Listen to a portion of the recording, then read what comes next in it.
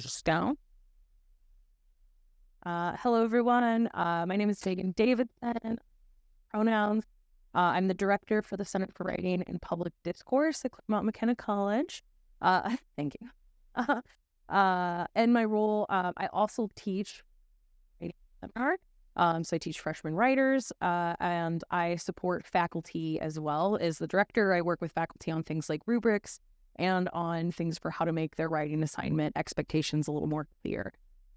In my teaching and also as a grad student, which is probably where I first honestly came to this topic, I've kind of thought that like critical reading skills in college are sparse, especially when they first came. A little research on how I could support my students in that endeavor. And that's where this presentation comes from. The materials that I've handed out, materials that my students get. And so when we get to the portion where I'm going to go through the PowerPoint, you all have access to this. I gave this to Max on a box drive, so those materials can be provided electronically for you as well. But when we get to that portion, we can use this to I can show you how the activity works. I'm not going to make you do all of the activity today, but I just wanted to show you some of these with my students. Okay. I'd like to find out a little bit about who's in the room and like what our experiences are as readers. We are all presumably people who read. Got like a couple of questions that maybe we haven't thought about in a minute or two. So my first one is, how did you learn to read? When you learned to read, when did you learn to read? How did you learn? Yeah.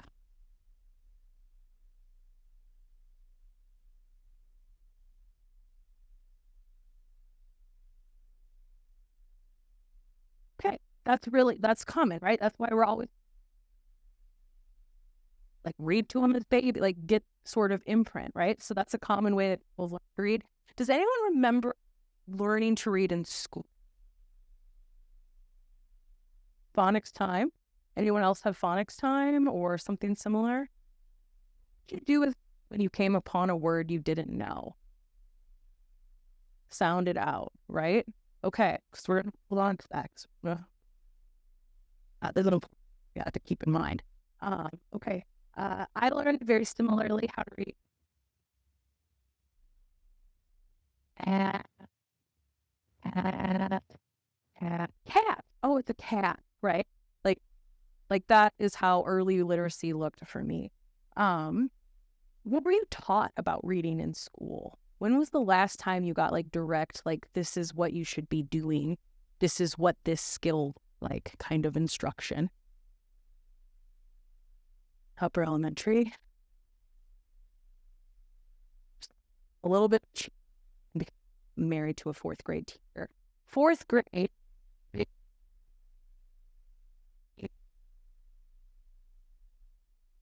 Fourth grade, they really hate.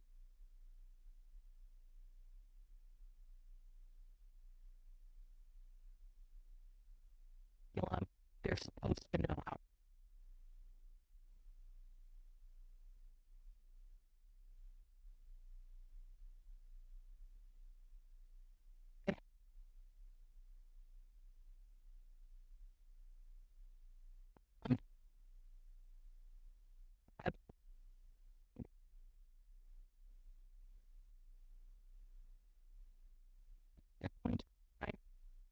That reading.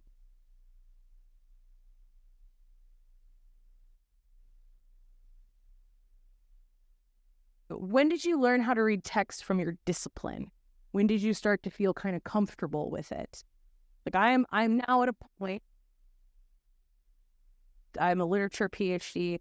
I really feel confident that there's not a well-written article in my field that I wouldn't be able to get the idea of. I feel I could discern it. I could decide if I agreed or disagreed with them. I can read this confidently. That was not where I was as a freshman. Where in your trajectory, when you read your thing, like the paper, or just pick it up and read it and be confident that you're not gonna, it's your head. grad school, right? And we have to keep that in mind too, right? That there's those pieces. And then what is your approach to reading the article? How do you decide what to read and what to retain? How do you think just to keep up with the field? What is reading? At that, right? What's in behind, right? So you're looking at pieces. You're not sitting down and reading the first word all the way through to the final word. We've all kind of developed different ways of skimming, different ways of working through it, or what I like to call C- reading. I do a C- reading strategy most of the time when I'm trying to read something just to see what's going on. And so what we're going to talk about today, because our students, I'm finding, at least for me, they have a sort of like all or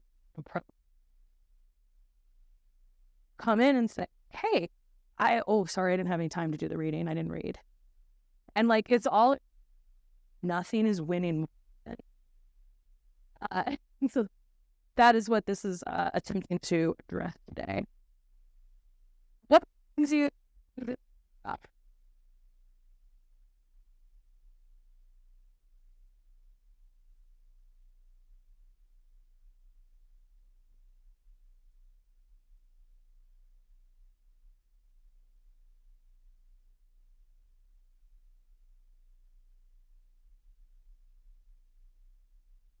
Yes.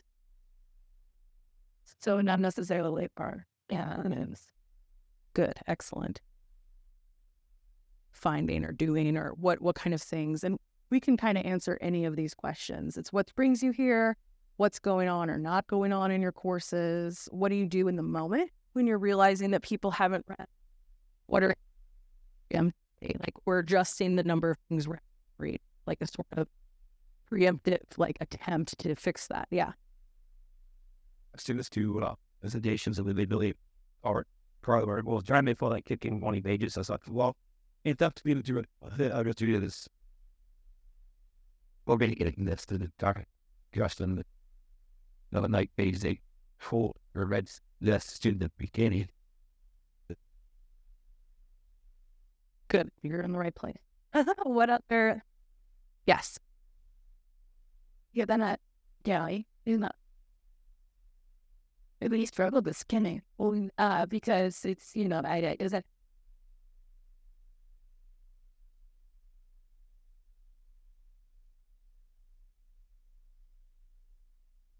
for those all ads they meeting it 8 something. Yeah, great. No, that's excellent. I'm glad you brought that. The reading strategy, also the outline reading, works really well for English language learners because it dramatically lessens what they're actually reading, and it gives them a bit of a scaffold for comprehension. So it does a couple of things because we start with the outline and then read it. So there is a little bit of work to them. I try to keep in mind because it is reading when I have planned for the day that we're going to have a discussion on a text that I reminded them of. I sent them that I provided as a PDF on the learning manager that it's clear that no one has read. And so this is what I try to keep in mind. So they want to do class minimal, like they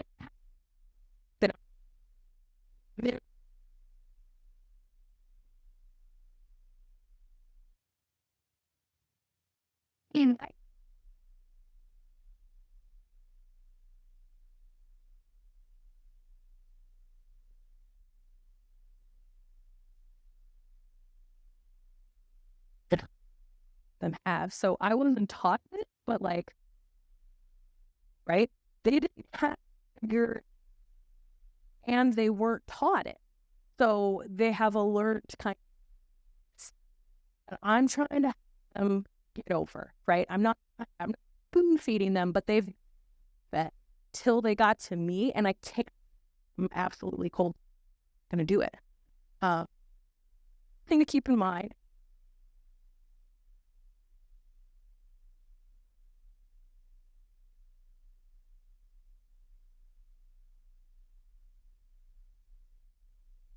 Brett?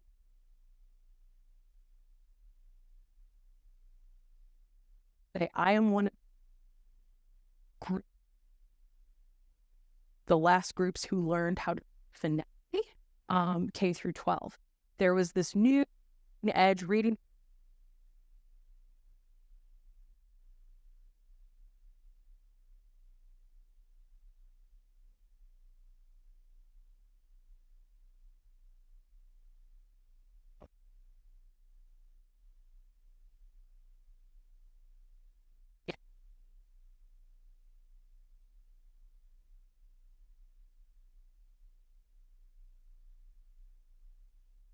Same book, they get the book, read that week.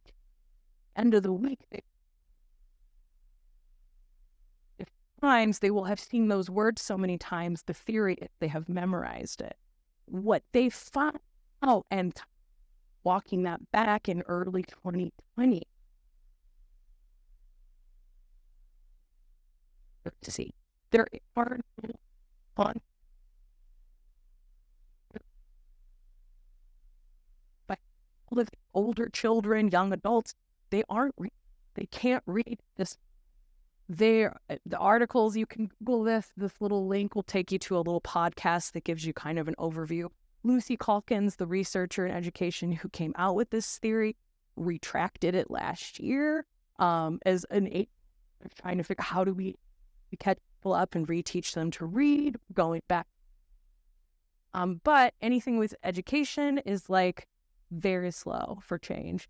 So even though we've realized right now it's a problem, it's going to take them years to even implement new, because they have to make new curriculum, they have to get it approved, they have to train the teachers, they have to buy it. There's a lot of barriers to that.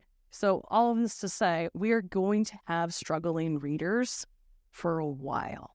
Because if you learn to read this way, like you learned it this year because you don't have any new curriculum and you're in first grade, you still have 12 years before we see you.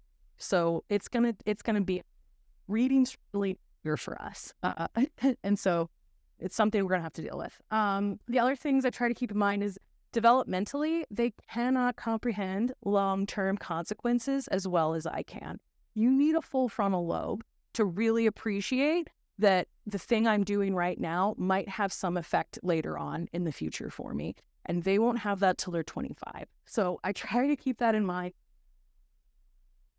But they're wired to mess it up. That's something I try to keep in mind. It's not about me.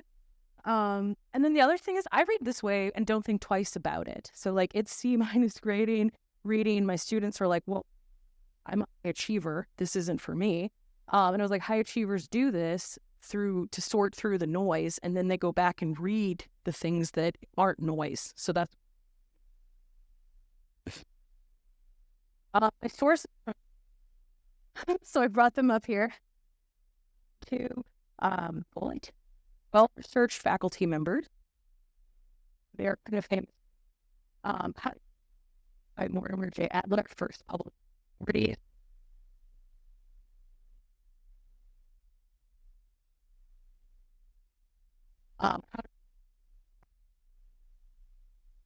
Reading and the styles that you can expect.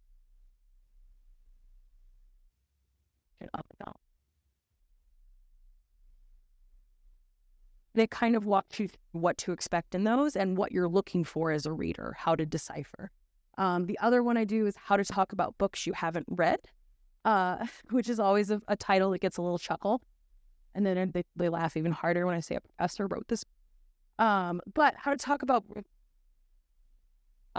takes on the premise of like, what does it actually mean to have read something? You need to be able to retain, to say, Lord of sixth grade, all of my knowledge about Lord of the Flies is key references from seeing it here or there. We reference something. I can tell you some plot points. something happens where these kids get stranded on an island. There's a fat kid named Piggy. Wow. And then they push a rock on him and kill him. And I don't really know exactly how it ends anymore because I read it when I was 12, right? But like, if I got one of those reading quizzes, like, which head should I check that box, yes or no? Because I can't recall the whole plot. I read it. And so that's the premise, is that we read and don't remember, which basically means we have to be able to talk about books we haven't read because we can't pull it from our minds. So those are the sort of principles behind this. As a graduate student, I picked up how to talk about books you haven't read.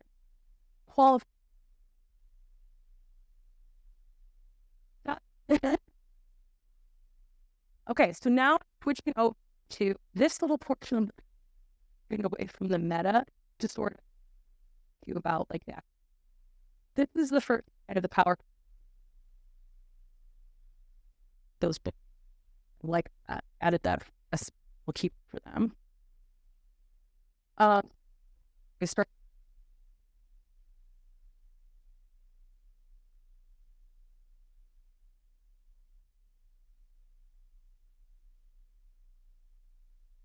Like about gonna go to with dining for today and you were reading.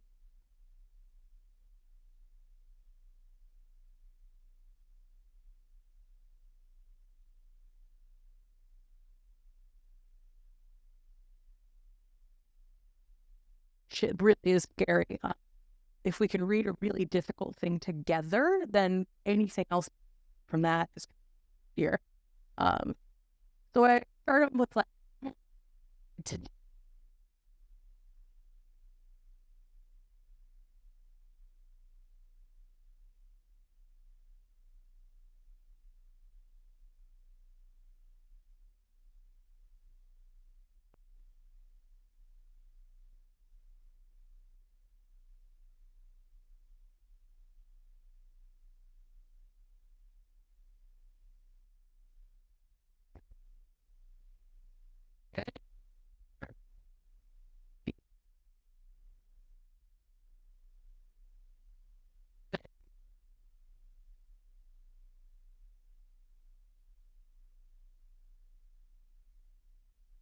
to learn that people read differently because they're like, what do you, people, not everyone does exactly how I do. And so are different. How do we prepare ourselves for reading? That is, it can't.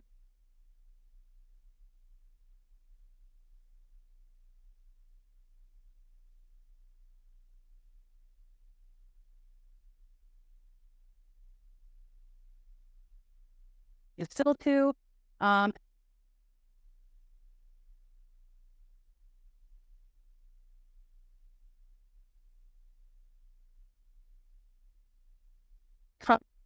for a problem or something they need.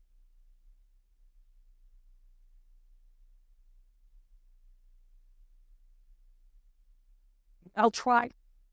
That's the it can be a begrudged eye roll Google search, and I will take that over. And so kind of we brainstorm those. People talk about what they were successful with and what they weren't as we go through. And I get cool that I passed.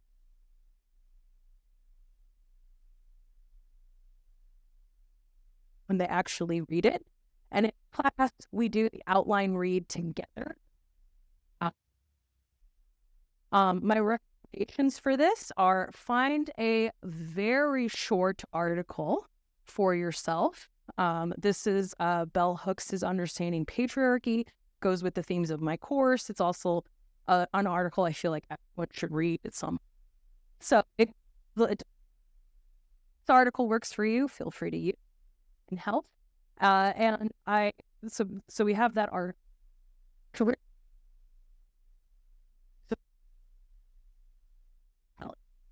The title tell you, what is this going to be about? And they're like, Hadrian? Hey, okay. What does that word mean? Who's heard that word before? Hasn't heard that word before? Or kind of, is there an abstract? There's not. Okay, we don't have one less thing to read. Thesis. A minute. We want to find that because that's the central argument. We need to find that sentence, little chunk of writing. Like you're looking for it. Find your tweet. Find your tweet. Now you have a rough idea of what this paper is going to be about. Understanding paper is not about history in the way that we maybe think of it. Is going to be narrow that down a lot already, and so we're thinking this way. Then I have them read the introduction and the conclusion, skipping everything in between. So for this article, it's usually I have them read paragraphs or so. The thesis is in like the second-ish paragraph near the top. It's like a capitalist, sexist. It has like a whole list of, that's it. Yeah. Usually where we decide the thesis, read those two, and then they flip and we read the back two. Back to the front. Just read the... And so asking these questions out to them.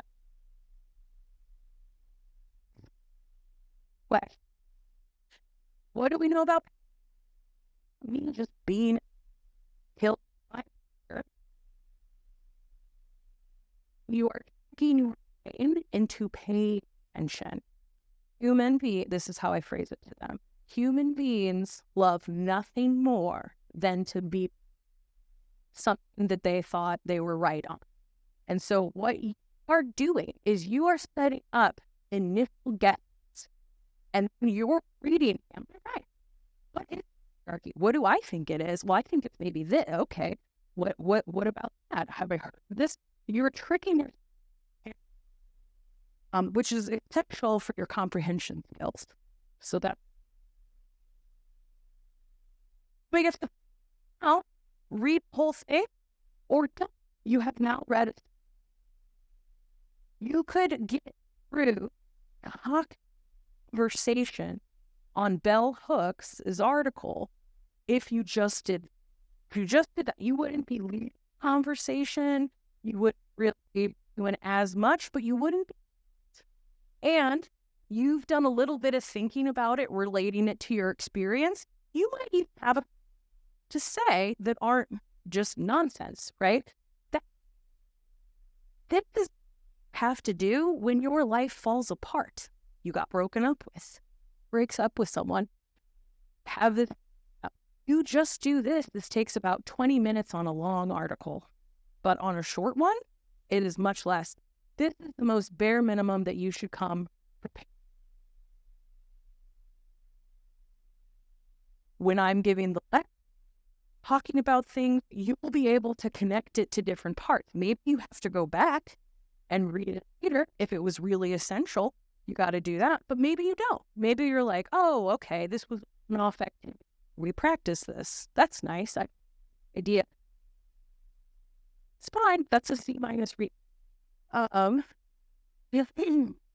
But the read or not, we say if it's assigned for a course, you really want it.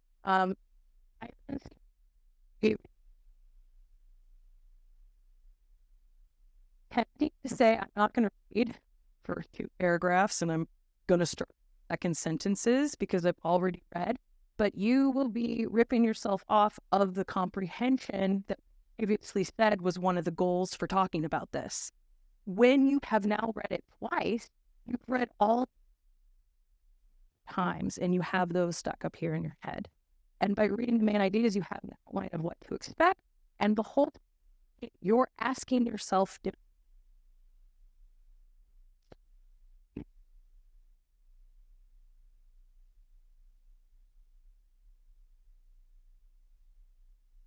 in this for retention. So we talked about that. And then this is also the relevancy of an article for their research topic. So if you're trying to figure out like how I'm researching ants, is this an article that's going to be helpful, or is this something about that's outside of my purview?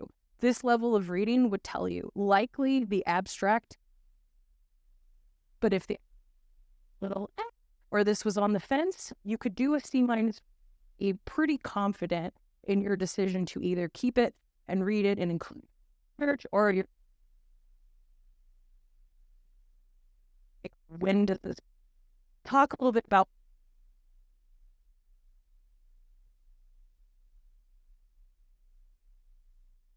on I okay, was there anything that pertains to my station, my goals, what we're doing, my mission? And if it's like, oh yeah, that's parking, like that's fine. I don't like that's not for me. Suddenly if in my C minus and I see something right to the top. And also if it's a from on high, I have to know it. So by reading it this way, I know it better too. So I talk with, I was like, that's how I skim and I follow a couple of journals that I'm like, what are people saying right now? And this is how I kind of keep up with it without having to like read the whole thing every week, but still be able to converse.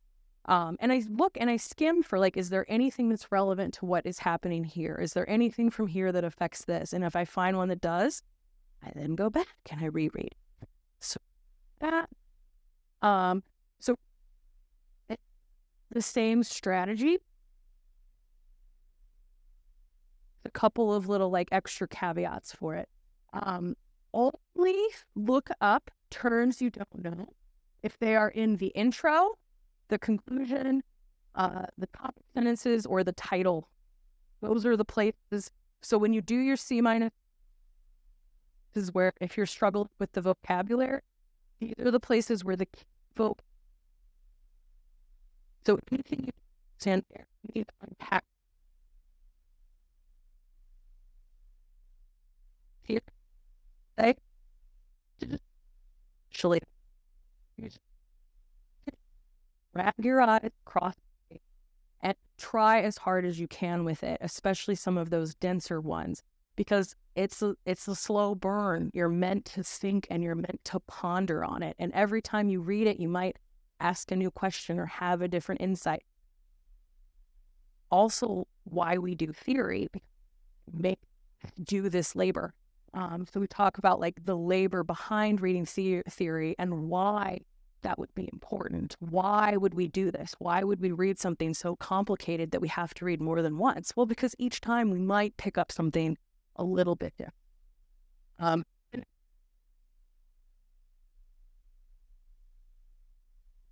For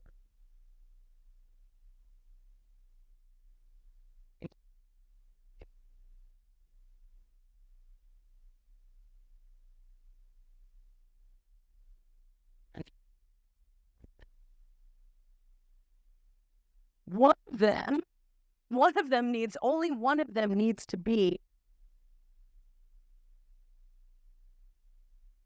and you can kind of C minus it, you harder.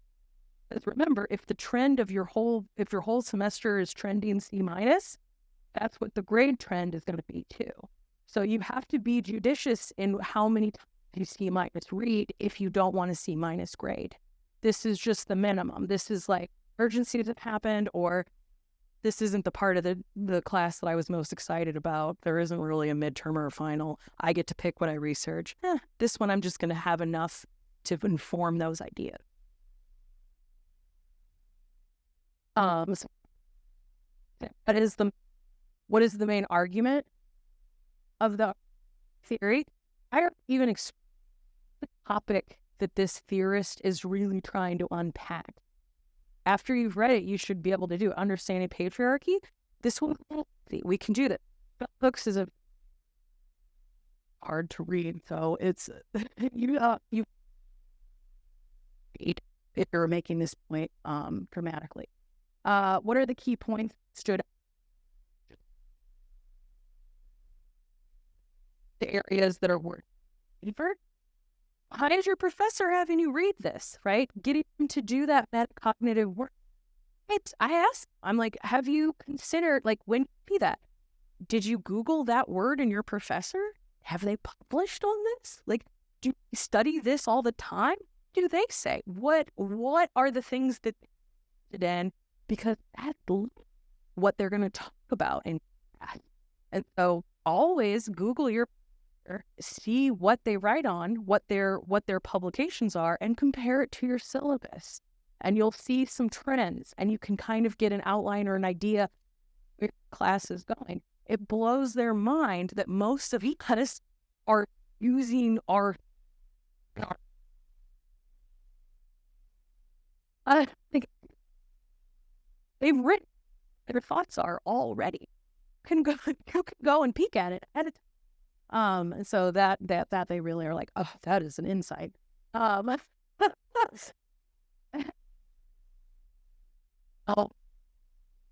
do you know anything else? What came in the syllabus before this? What's coming after? Trying to get them to think through, like, these things don't happen. There's been a plan to get them to this as well. And then if you're one example, theoretical text always these examples of, like, here's all of this very dense language. Here's me, a cat in a box. Here's this. Think about it. Is it dense? And this, what? You're even if it's kind of rudimentary, right? Like, okay, maybe it's a cat, maybe this is a dog this time, or maybe this is this, or can I take the logic structure of the example and can I apply that with something else? The most rudimentary students are going to do a thing that looks very plagiaristic. They're going to just kind of replace some keywords with very similar words. But that is them learning. That is them taking it from the place that it exists and trying to move it into something else that they understand. It is rudimentary. They're where they're at. Keeping and getting that. And then we'll try to flesh those out a little stronger. Often I have a couple of folks that are a little stronger, that have the really examples, and they kind of help us get other examples, maybe a little bit more. Oh, I could think about it this way. But that's like that. And then finally, read it.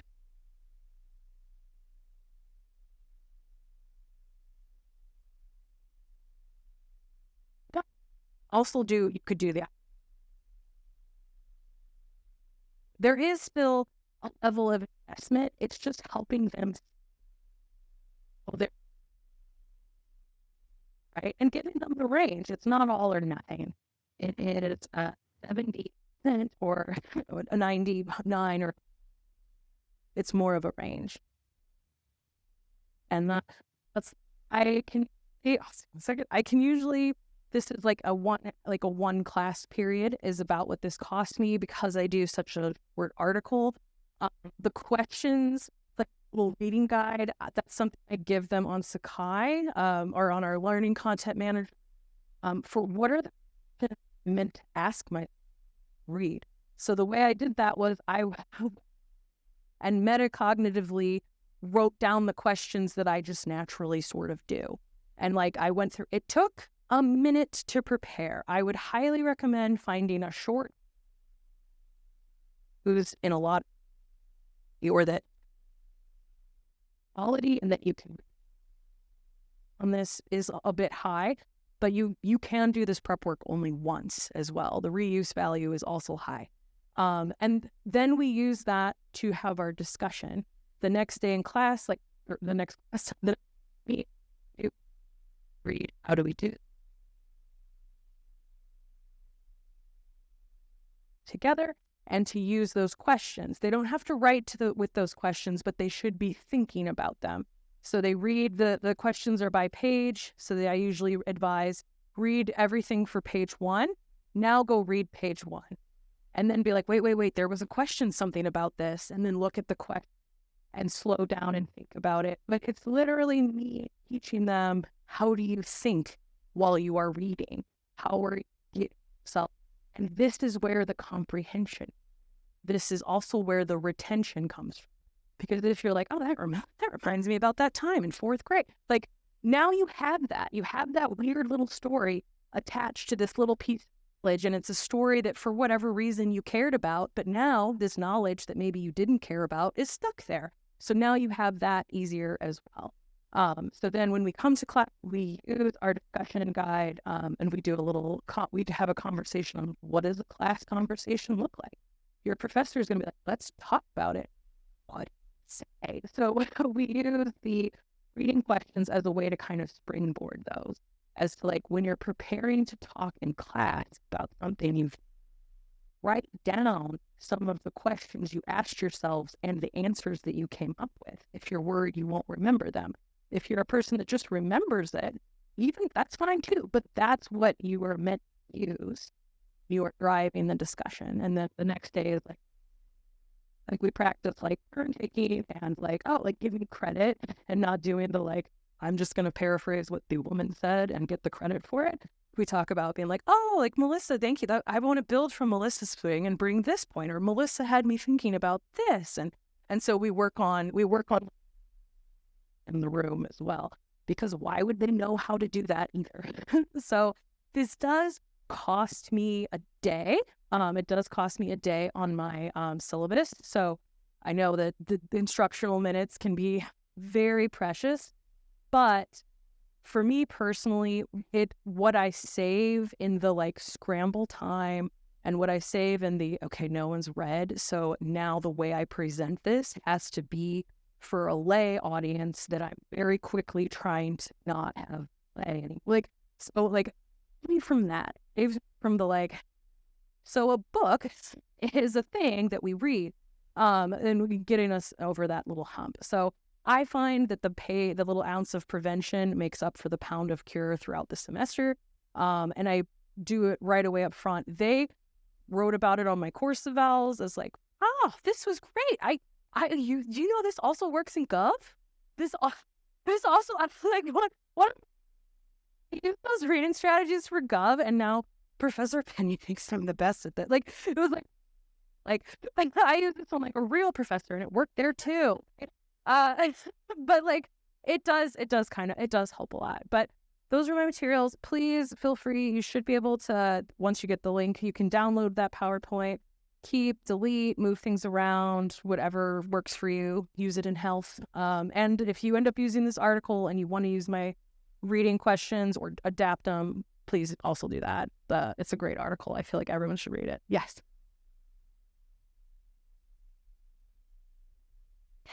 And I think because I actually need to students listening and thesis, you are just send sometimes reading text that they have has this practicing, right? Especially in our request. Anyway, some point or curiosity was like you made this like gorgeous thing, guy, and like essentially.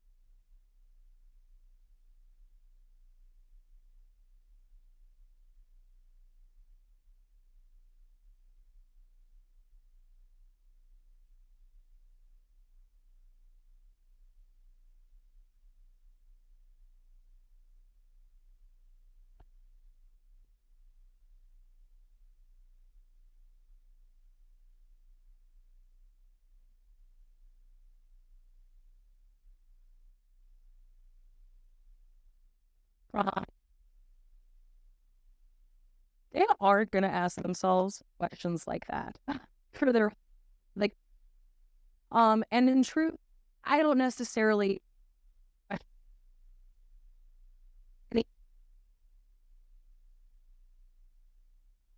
that. I was like, but you know, really, if I'm reading it for myself, I've probably asked 8 questions instead of 40.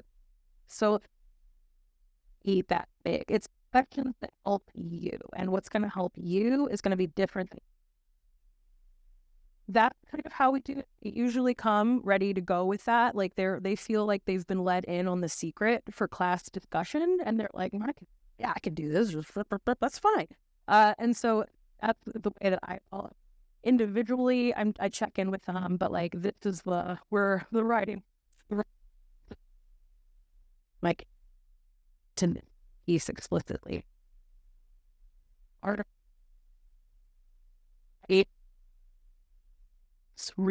where we do something.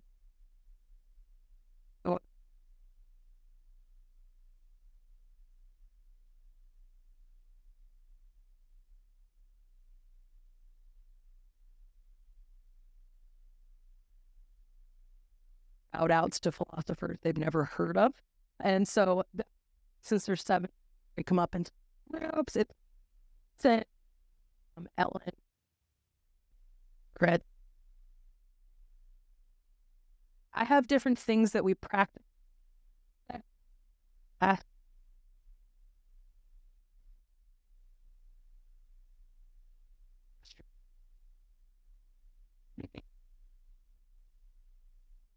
Why would we be learning? Why would this follow? Why this in November? And what is it even necessarily put together that our syllabus is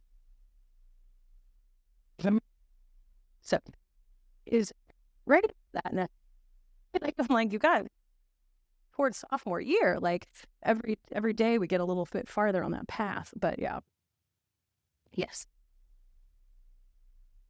spurtus and entry. But do you have, especially I'm getting it in colleges who, if you say, and like, oh, you can just do a C- you need freak out because they're like, yeah, that I can't get past to get an A. So if I do the C-3, like that means I have to read every word because otherwise I won't get an A. It's like that, man. Perhaps you get an A. I think they take it as, if I don't actually read them or like that, they are the ones that are reading the whole text, the few aren't comprehending it and they're not getting an A, right? Like they're like, I know for a fact that isn't here. Like they're like, no, I read it, I did it, but then I sat down for the reading quiz and now my professor thinks I don't read 6 hours of my Saturday, and I get no credit for it.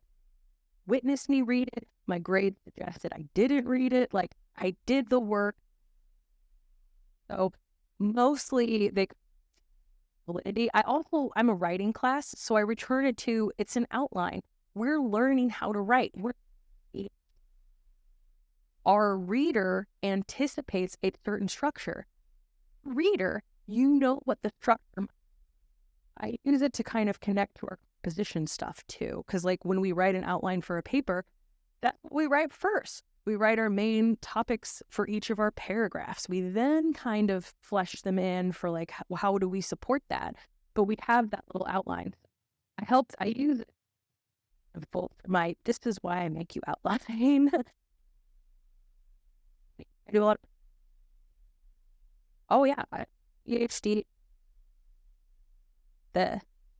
I peaked. That's high as it goes. Give you in. Like, I was like, so reading? So that, and they're usually relieved. And I go through like the faculty that they're most scared of. And I'm like, that person does this too. Absolutely. That person has not read everything that has been in front of them. I know, I'm in the faculty meetings. They've never read the agenda. Never once. Like, they've read. Have you ever seen a faculty member an email and you had like 6 questions and you're like, wow. And they just said, dang. I was like, it's true for them too. Like, we are going to the grocery store, not gym after the 5th day of the year. Like, we're doing all the same thing. I try to use it as an opportunity to kind of humanize what is going on here and like put their human like, you're not an imposter. You're not that and get through all of the reading. I had a class that we had to read 2 Victorian novels a week. No, absolutely not. I'm like, that's not it. But I'm like, I'm going to pick one of them. That's the participation points.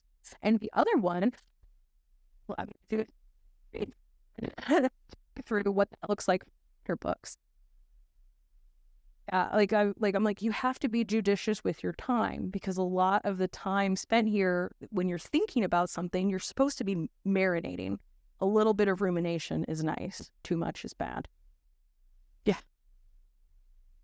What about, can you go over the order which you give them the outline and the guide or in the then either? Yeah.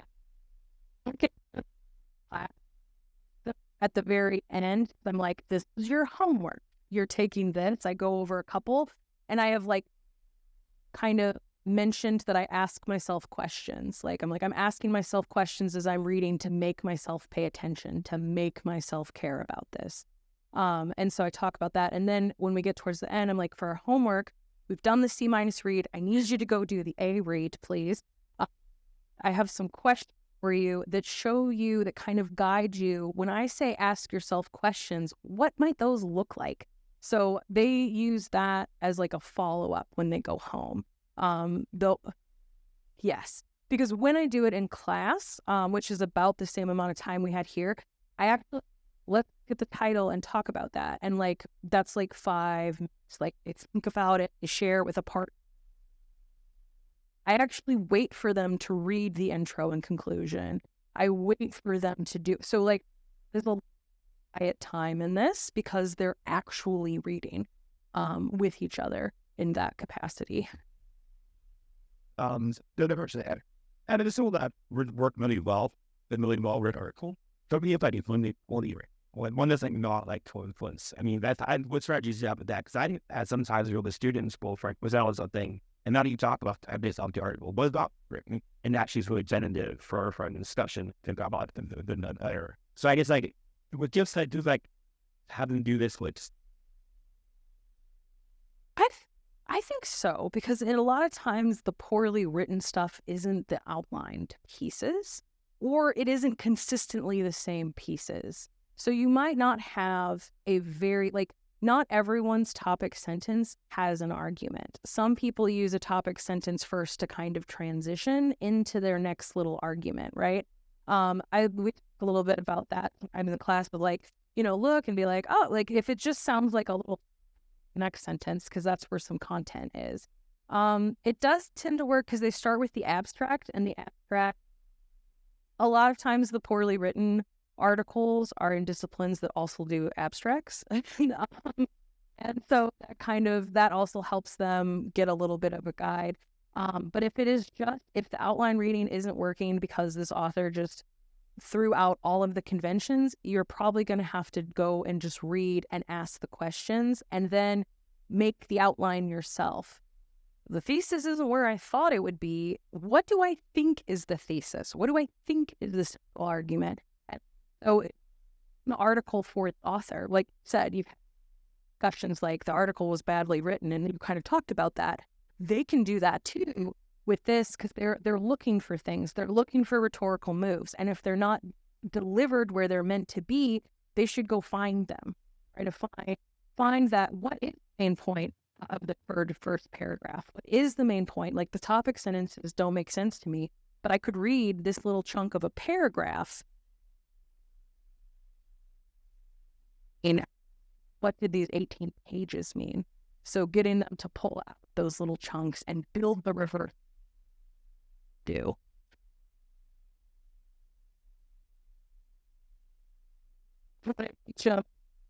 After like a book, they're like not reading this either. My C- chapter book reading strategy is very similar. It's read your intro, read your conclusion. And I was like, a lot of people will stop there, and a professor will always pick them out in class because people will have all the intentions to finish the book. And it's like, we're talking about the intro. We've been in class about 40 minutes. We're still talking about the book. Someone's like, shit, I haven't said. Okay. So what I was really struck by was how on page 2, this thing happened. And you're like, friend, we are talking about the climax of the book right now. Like, why are we zooming back over here, right? So we talk about like the kind of most common the like narrative arc.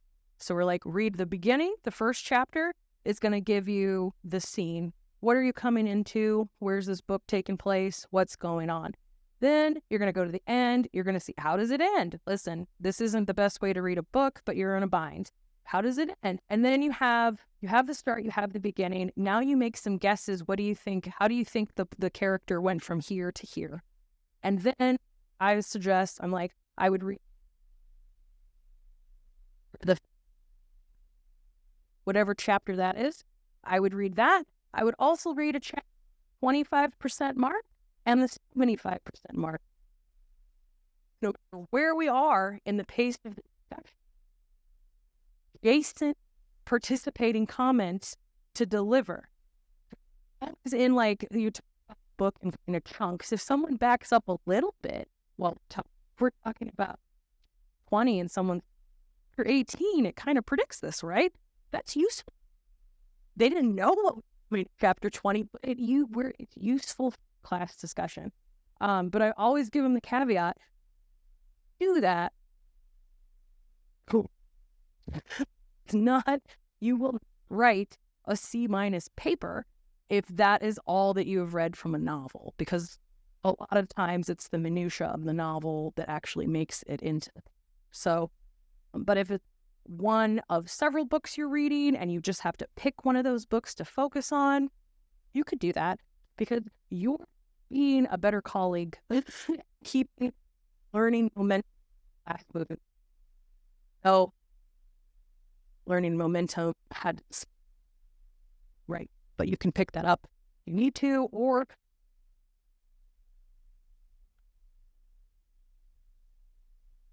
is it possible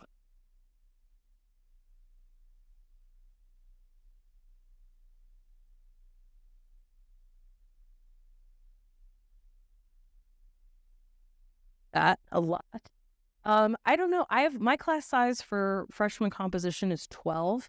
Someone has a real crisis every semester. 1 in 12 people faces a hardship every 16 weeks.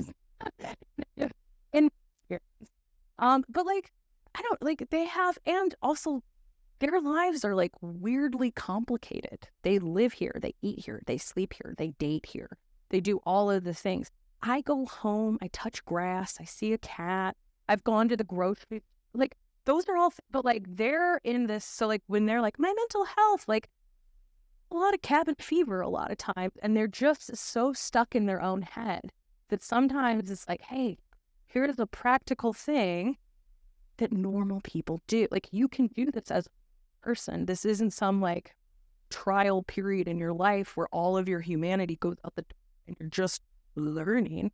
Other things are happening. So, but they get sick, they get a headache, they have midterms. So, nothing's right? Well, but there are people that don't know how to cope. So the ones who are thriving are already thriving. The ones, but and if you're an A reader and you read it this way, you'll remember it longer. So there's benefits to doing this wherever it is. It's just moving us away from the all or nothing model and making more clear things that many of us sort of intuit. So you're not coping, you're not doing that. But that's the language of this. So even when I was presenting it, I had a bit of it'll change. I had a little bit of this for that because this is anxiety producing. Standing in front of my peers at prestigious college, you don't have to read everything, guys. It's not, yeah, I'm glad going to be what I'm famous on the internet. But it's more of just looking at the reality of our situation. All areas. Because no one did that. I've done that before. I don't it. That was early day. I've learned a lot. But they already don't know how to do it. So this is more of giving them a practical life skill. They are apprentice adults and they don't know where so they're trying to figure that out. There's some corners that we just cut all, and it's about it because we have confidence in the things that we have. If you're feeling imposter syndrome and your assumption is everyone else is doing this way, everyone's better at this, this is a recipe to go spiraling down a bad path. Most of them at these colleges don't want to. want that. They don't. So like, it's more of a, like, it's not a 0. Like 70% is so much kinder on your grade book than a 0 is. And that's and like we talk with, I'm like, this you plagiarize, it's not worth it. Like this isn't gonna, like, have some sense of scale, some sense of perspective. Like, not all crimes are equal. Like, learn that. So it is a little thing to do so, but I don't know. It's only controversial because it's lessening the privilege that many of us have. I have this privilege. I learned this way. I can do it just fine. Like, you is like, I'm like, oh, that's not useful. They come into my office hours when they're struggling to read. I talk to them more one-on-one about their reading because they're trying it. I have made it clear that it's a skill that they're probably going to have to do. They're not good at it, and they're going to have to get better. And that's why we're here. And that they weren't meant to just instantly have this and be able to do it. And that's very freeing to them. They really like that. And the outline read lets them remember it. So our discussions are quite, it does. You do have to kind of get over some of your own, like, to be able to, even when I presented it, I used to have one presentation for my student and one presentation. Yeah, it's just kind of letting them know how the sausage is made. Any other questions before? Excellent. If you have questions, if you want to try it out in your class and you want to talk about it, please send me an email. I'm happy to like meet and like get you confident in doing so, or helping you with your own materials. Happy to do any of those things. But thank you.